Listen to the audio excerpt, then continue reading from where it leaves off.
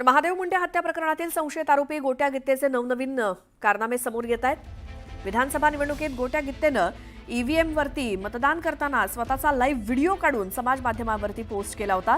एकीकडे आदर्श आचारसंहिता आणि गोपनीयतेचा भंग म्हणून सर्वसामान्यांवरती गुन्हे दाखल होतात. मात्र गित्तेसाठी परळीमध्ये वेगळा नियम आहे का? त्या अधिकाऱ्यांनी व्हिडिओ काढताना त्याला रोखलं का नाही, असे अनेक सवाल उपस्थित होत आहेत. मोबाईल मतदान केंद्रामध्ये घेऊन जाण्यास बंदीच आहे. मोबाईल सोबत असेल तर चित्रण करता येत नाही. असं असताना गोट्यानं हा व्हिडिओ काढून लगेचच पोस्ट केला. तसंच परळीमध्ये अशाच पद्धतीनं गुंडगिरी करून मतदान झालंय का, असा देखील सवाल उपस्थित होतोय. आमचे प्रतिनिधी सुरेश जाधव आपल्या सोबत आहेत. सुरेश, गोट्या गीतेचा आणखी एक व्हायरल झालेला व्हिडिओ, त्यामुळे व्यवस्थेवरतीच आता प्रश्नचिन्ह निर्माण होतंय. काय त्याबद्दल सांगाल? परळी मतदारसंघामध्ये विधानसभा निवडणुकीमधला हा व्हिडिओ आहे आणि विधानसभा मतदान करत असताना गोट्या गीते यांनी हा व्हिडिओ काढला आणि व्हिडिओ काढून लगेच त्याच्या समाज माध्यमावरती पोस्ट देखील केला होता.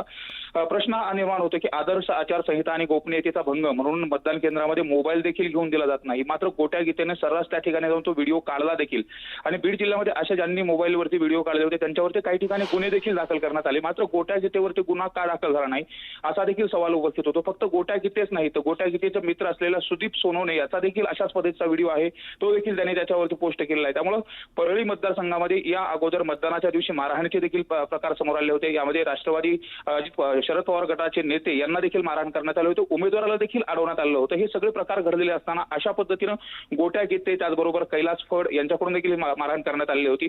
तर या संपूर्ण प्रकरणामुळे गोट्या गीतेचे परळी मतदारसंघामध्ये कशा पद्धतीने दहशत होती हे देखील समोर येते. मागच्या वेळेस जो व्हिडिओ आला होता तो रेल्वे रुळावरून त्यांनी थेट जितेंद्र आव्हाड यांना देखील धमकी दिली होती, सुरेश दस यांना देखील धमकी दिली होती. त्यानंतरचा हा व्हिडिओ, या अगोदरचा व्हिडिओ एका घराच्या समोर रामनाम सत्य हे अशा पद्धतीने म्हणत नैवेद्य ठेवला होता, तर दुसरा पिस्टल घेऊन व्हिडिओ केला होता. त्यामुळे गोट्या गीतेचे परळी शहरामध्ये आणि परळी मतदारसंघामध्ये काय काय कारणे होते ते समोर येत आहेत आणि नेमकं त्याला एवढ्या पद्धतीनं अभय का दिलं जात होतं याचा अनेक प्रश्न निर्माण होत आहेत. त्यामुळे आता गोट्या गीते पोलिसांना फरार असलेला आरोपी आहे, त्याला अटकेच्या संदर्भात पथक देखील रवाना केले गेले.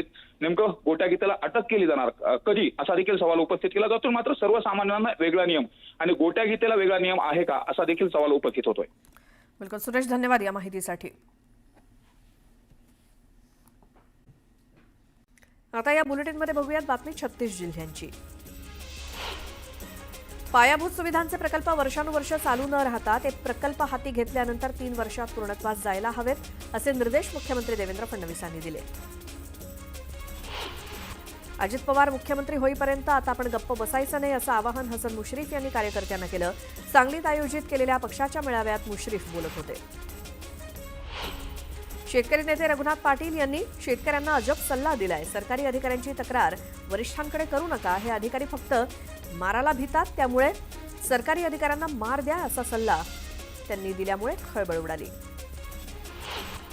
कल्याणमध्ये रविवारी भाजप पक्षप्रवेशाच्या कार्यक्रमात भाजप प्रदेशाध्यक्ष रवींद्र चव्हाण यांनी कल्याण डोंबिवली शहराच्या विकासाला लागलेलं ग्रहण सोडवायचं असेल तर कल्याण डोंबिवली पालिकेवर भाजपचा महापौर बसवा, असं आवाहन भाजप कार्यकर्त्यांना केलं.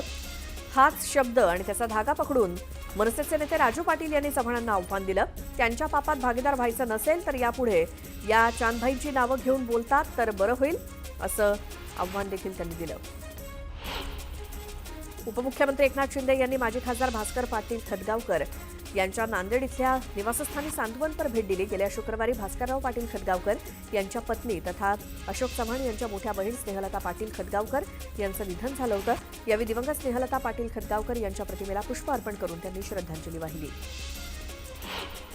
राष्ट्रीय लोकशाही आघाडी संसदीय पक्षाची बैठक संसद भवनाच्या परिसरात होणार आहे. जवळपास 1 वर्षानंतर ही बैठक होत असून या बैठकीत पंतप्रधान नरेंद्र मोदी खासदारांना मार्गदर्शन करणार आहेत.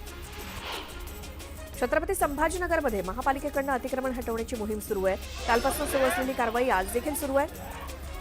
पोलीस आणि नागरिकांमध्ये झालेल्या बाचाबाचीमुळे काल दोघांना ताब्यात घेतलं होतं, त्यामुळे आज कारवाई दरम्यान तणाव वाढण्याचा अंदाज आहे. त्यामुळे आज पोलीस बंदोबस्तात वाढ होण्याची शक्यता आहे.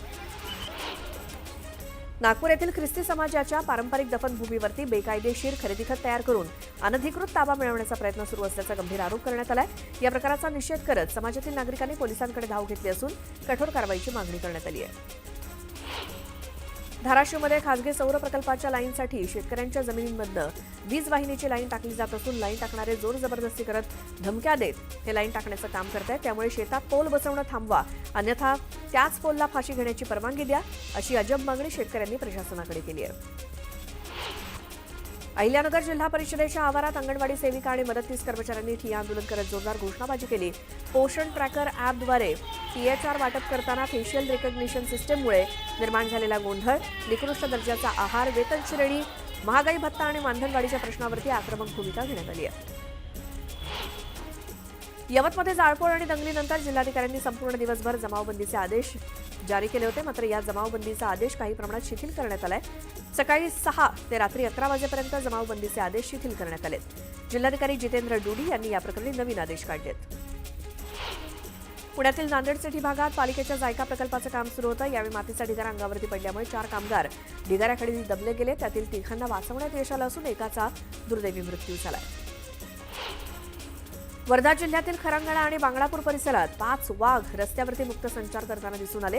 ही धक्कादायक घटना स्थानिकांनी आपल्या मोबाईलमध्ये कैद केली असून सोशल मीडियावरती हा व्हिडिओ मोठ्या प्रमाणात व्हायरल झालाय. या प्रकारामुळे ग्रामीण भागात भीतीचं वातावरण आहे.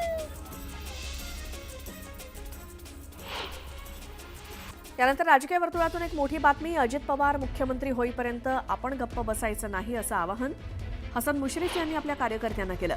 तसंच राष्ट्रवादी काँग्रेस पार्टी ही एकमेव पार्टी आहे जी युतीमध्ये असून देखील छत्रपती शाहू फुले आणि आंबेडकरांचा पुरोगामी विचार सोडला नाही असं मत देखील मंत्री हसन मुश्रीफ यांनी व्यक्त केलं. सांगलीच्या आटपाडी इथे राष्ट्रवादी काँग्रेस अजित पवार पक्षाच्या वतीनं आयोजित युवा संवाद मेळाव्यात ते बोलत होते. आपल्या शब्दाचा पक्का, प्रशासनावर प्रचंड पकड आणि विकासासाठी सातत्याने ध्यास घेणारा शब्दाचा पक्का आणि सातत्याने जनतेच्या मागे राहणारं असं अजितदादा पवारांचं व्यक्तिमत्व आहे. बंधू भगिनींनो, त्यांना फार मोठं भविष्य आहे, ज्याचा संकल्प निशिकांत पाटलांनी केला की आपण भविष्यामध्ये कुठलाही पक्ष आपला नेता मुख्यमंत्री व्हावा हे स्वप्न बघतो. अजितदादा पवार मुख्यमंत्री होईल तोपर्यंत आता स्वस्त आपण बसायचं नाही. या निमित्ताने मी आपल्याला आवाहन करतो की आपण राष्ट्रवादी काँग्रेस पक्ष वाढवण्यासाठी पुन्हा पाहूयात बातमी 36 जिल्ह्यांची. DN नगर ते दहिसर पूर्व मेट्रो 2 आणि अंधेरी पूर्व ते दहिसर पूर्व मेट्रो 7 या मार्गिकेवरून आतापर्यंत 20 कोटी प्रवाशांनी प्रवास केलाय. हे मेट्रो 2 एप्रिल 2022ला सुरू झाल्यानंतर 39 महिन्यांनी हा टप्पा गाठलाय. वाहतूक कोंडी टाळण्यासाठी गणेश विसर्जन काळात ज्याप्रमाणे वाहतुकीचं नियोजन केलं जातं तसंच नियोजन बाप्पाच्या आगमन प्रसंगी देखील करावं अशी मागणी बृहन्मुंबई सार्वजनिक गणेशोत्सव समन्वय समितीनं पोलीस आयुक्तांकडे केली आहे. इंजिनिअरिंग अभ्यासक्रमाच्या पहिल्या गुणवत्ता यादीत महाविद्यालय मिळालेल्या 32,650 विद्यार्थ्यांनी प्रवेश निश्चित केलेत. त्यात पहिल्या फेरीमध्ये अर्ज गोठवलेल्या 15,852 विद्यार्थ्यांपैकी 15,710 विद्यार्थ्यांनी त्यांना वाटप केलेल्या महाविद्यालयात प्रवेश घेतलाय. दुकानांवरती मराठी पाट्या न लावणाऱ्या दुकानांवरती महापालिकेकडनं कारवाईचा बडगा सुरूच आहे. महापालिकेनं 3,133 दुकानं आणि आस्थापनांवरती कारवाई करत आतापर्यंत तब्बल 1,98 लाखांचा दंड वसूल केलाय. शिवाय नियम मोडणाऱ्या दुकानदारांवरती दंडात्मक कारवाई तसंच न्यायालयीन प्रक्रियेला देखील सामोरं जावं लागणार आहे. ओपेक देशांनी कच्च्या तेलाचं उत्पादन दररोज तब्बल 5.47 लाख बॅरलनं वाढवण्याचा निर्णय घेतलाय. त्यामुळे आंतरराष्ट्रीय बाजारात तेलाची उपलब्धता वाढून पेट्रोल आणि डिझेलसह पेट्रोलियम उत्पादनांच्या किमती कमी होण्याची शक्यता आहे. नाशिकमध्ये 2027मध्ये होणाऱ्या सिंहस्थ कुंभमेळ्याच्या पार्श्वभूमीवर मुंबईतील ट्रेनची संख्या, मुंबईमध्ये येणाऱ्या ट्रेनची व्यवस्था करण्यात येते. त्यासाठी संपूर्ण तयारीचा आढावा घेतला जातोय. नाशिक आणि आसपासच्या स्थानकातील सेवा सुविधांसाठी 1100 कोटी रुपये खर्च होणार असल्याचं भारतीय रेल्वेचे अध्यक्ष आणि मुख्य कार्यकारी अधिकारी सतीश कुमार यांनी सांगितलं. आरबीआय रेपो दरात आणखी 0.25% कपात करेल अशी अपेक्षा व्यक्त करण्यात येते. तत्पूर्वी यावर्षीच 3 वेळा मिळून 1% दर कपात झालेली आहे. सध्या रेपो दर 5.50% असून त्यात आणखी कपात झाली तर गृहकर्ज, वाहन कर्ज स्वस्त होण्याची शक्यता आहे. ग्राहकांना यामुळे आर्थिक दिलासा मिळू शकतो. आणखी एक महत्त्वाची बातमी. जम्मू काश्मीरच्या कुलगाममध्ये सुरक्षा दल आणि दहशतवाद्यांमध्ये सलग 5व्या दिवशीही चकमक सुरू आहे. सूत्रांनी दिलेल्या माहितीनुसार आतापर्यंत 3 दहशतवाद्यांचा खात्मा करण्यात आलाय. चकमक झालेल्या भागातून आतापर्यंत एक बॉडी हस्तगत करण्यात आली आहे. दरम्यान 4 ते 5 दहशतवाद्यांना जवानांनी घेतलं असून त्यांच्यामध्ये गोळीबार सुरू आहे. सूत्रांच्या माहितीनुसार या लष्करी कारवाईत आतापर्यंत सैन्याचे 6 जवान जखमी झालेत. चकमक झालेल्या स्थळावरती एक गुहा सापडली. तिथून 12 चिनी ग्रेनेड, दारुगोळा, चिनी पिस्तूल यांच्यासह अनेक साहित्य जप्त करण्यात आलंय.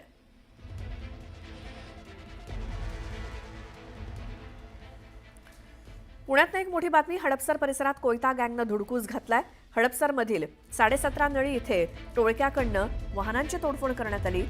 गावगुंडांनी वाहनांसोबतच काही दुकानांमध्ये जाऊन देखील तोडफोड केली आहे. हातात कोयते घेऊन परिसरात दहशत माजवण्यासाठी वाहनांची आणि दुकानांची तोडफोड करण्यात आली. हडपसर पोलिसांकडनं आरोपींचा शोध सुरू आहे.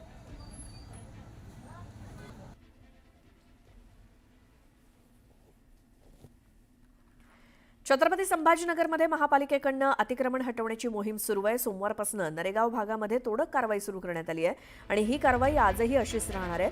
पोलीस आणि नागरिकांमध्ये झालेल्या बाचाबाचीमुळे दोघांना ताब्यात घेण्यात आलंय. त्यामुळे आज कारवाई दरम्यान तणाव वाढण्याचा अंदाज आहे. त्यामुळे आज पोलीस बंदोबस्तात देखील वाढ केली जाण्याची शक्यता आहे.